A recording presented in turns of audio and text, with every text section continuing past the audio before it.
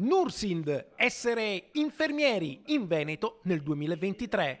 Nell'anno appena terminato il sindacato delle professioni infermieristiche è risultato ancora una volta il più votato e quindi ha avuto il maggior numero di rappresentanti nelle nuove RSU.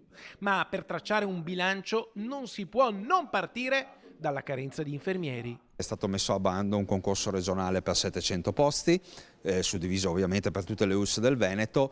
La nostra preoccupazione è che non ci siano candidati sufficienti a coprire questo concorso. C'è una scommessa per il futuro, gli infermieri di famiglia. Se i medici di medicina generale non sono abbastanza per dare un servizio a tutti i cittadini, questa figura, l'infermiere di famiglia, potrebbe coprire questa lacuna. L'infermiere di famiglia può fare una parte importante di quella che sono alcune funzioni svolte dal medico di medicina generale. Pensiamo alle terapie continuative in pazienti cronici, pensiamo agli ausili per i disabili, pensiamo ai pannoloni per gli incontinenti, sono tutte cose che vanno dietro alla prescrizione medica.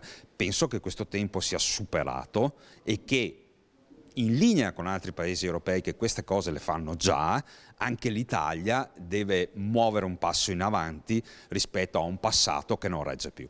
Intanto il Nursind, per la prima volta dopo 24 anni, ha sottoscritto il contratto collettivo nazionale di lavoro nel comparto sanità. L'infermiere finalmente è stato messo al centro del sistema. C'è una prospettiva di carriera e questo era importante per le giovani generazioni che si avvicinano a questa professione. Devono sapere che entrano in un modo ma possono uscirne in un altro con delle soddisfazioni anche personali importanti.